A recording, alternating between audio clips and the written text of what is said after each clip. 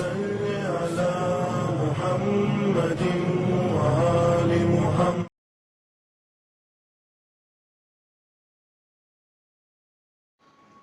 السلام علیکم ورحمۃ اللہ وبرکاتہ. اعوذ باللہ من الشیطان الرجیم. بسم اللہ الرحمن الرحیم. ناظرین محترم، ڈیئر ویورز، آج ہم جس سورہ کا آپ کے سامنے تذکرہ کرنے والے ہیں وہ یہ سورہ ہے جو مکے میں نازل ہوا. وہ بہت ہی چھوٹا سورہ ہے، بڑا سورہ نہیں، جس کی صرف 4 آیت ہے اور جس سورہ کو سورہ قریش کہتے ہیں. اور یہ سورہ اس لیے نازل ہوا تاکہ مکے کے لوگوں کو یہ احساس ہو سکے کہ یہ کتنا متبرک زمین میں یہ رہ رہے ہیں، کتنے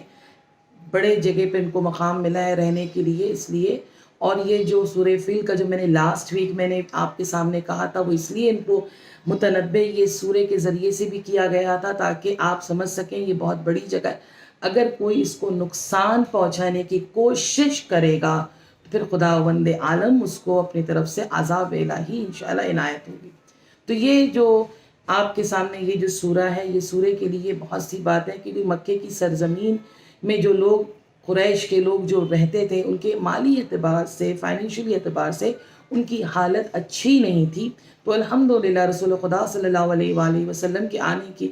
برکت کی سبب سے الحمدللہ مکے کے حالات اچھے ہو گئے. وہاں کے لوگ ایکسپورٹ امپورٹ کیا کرتے تھے اور الحمدللہ، مگر اس میں بھی ان کو کوئی زیادہ فائدے نظر نہیں آتے تھے. تو حج کے دوران بہت سے لوگ حج میں آیا کرتے تھے اور عبادت کے لیے وہاں پر آیا کرتے تھے، تو اس کے سبب سے ان کو ترقی ملی. اور مگر اس سورہ کو پڑھنے کا ثواب جو ہے، وہ اسپیشلی جو ثواب دیا گیا ہے وہ فائنینشلی اعتبار سے ان کو بہت زیادہ ثواب ملتا ہے اگر کوئی اس سورہ کی تلاوت کرتا ہے. جو آج کے حالات میں اس پرآشوب دور میں بہت سے ہمارے مومنین اس وقت پریشان ہیں، کیونکہ کووڈ کا دور گزر چکا ہے، پینڈیمک کا دور گزر چکا ہے. بہت سے لوگ اس اعتبار سے پریشان ہو رہے ہیں کہ کس طریقے سے ارن کیا جا سکے، کس طریقے سے اپنے آپ کو اور اسٹیبلش زندگی کو گزارنے کی کوشش کی جا سکے اور خداوند عالم اہل بیت علیہ السلام کے علاوہ کسی کے بھی محتاج نہ ہو. اس کے لیے امام جعفر صادق علیہ السلام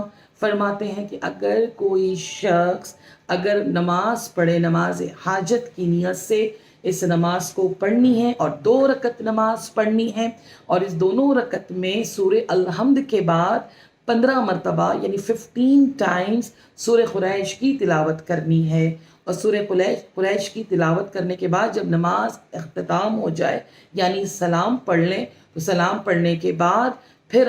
ہمیں 10 مرتبہ درود پڑھنی ہے، صلوات پڑھنی ہے. اور صلوات پڑھنے کے بعد پھر ہمیں سجدے میں جانا ہے، اور سجدے میں جانے کے بعد ہمیں 10 مرتبہ اس ورڈ کو دہراتے رہنا ہے. 10 مرتبہ میں کہنا ہے اللہم اغننی بفضلک عن خلقک، اے اللہ تو مجھ کو اتنا مستغنی کر دے اپنی فضل سے کہ تیرے جو مخلوق ہے جس کو تو نے خلق کیا، میں اس کے محتاج نہ رہے.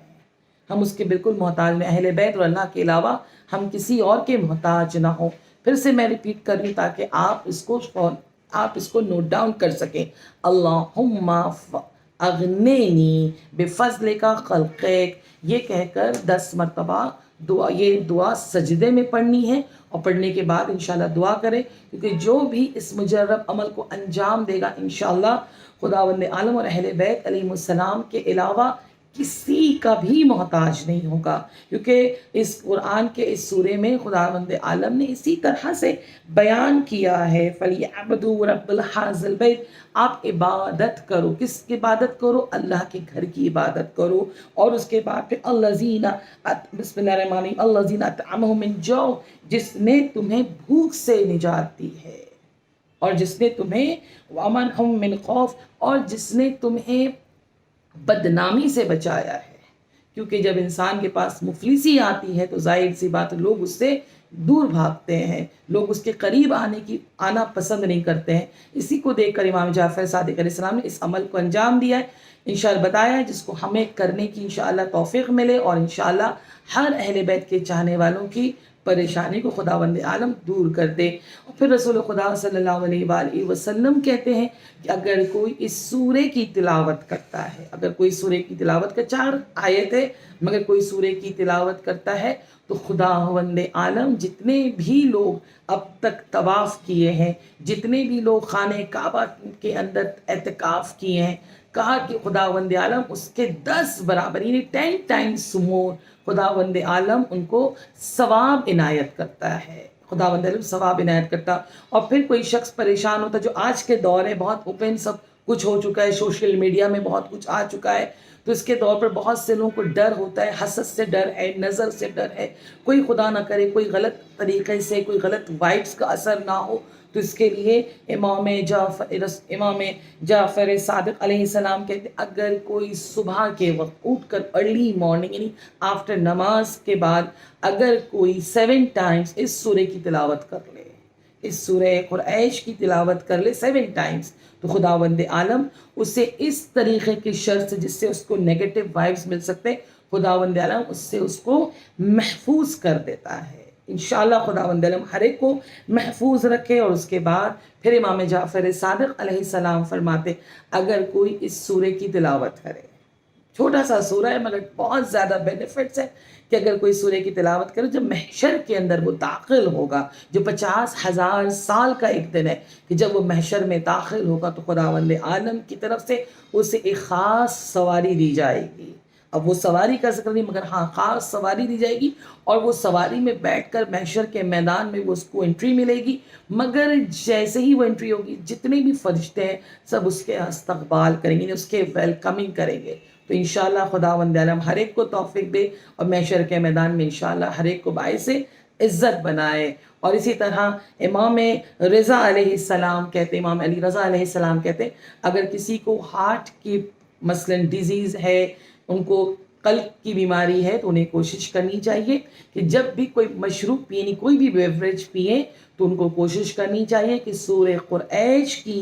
تلاوت کرنے کے بعد، اس کو دم کرنے کے بعد اس پانی کو پیے، تو انشاءاللہ خداوند عالم بحق اہل بیت علیہ السلام اسے شفا عنایت ہوتی ہے۔ انشاءاللہ پروردگارہ ہر ایک مریض کو شفا ملے۔ اور اس کے بعد پھر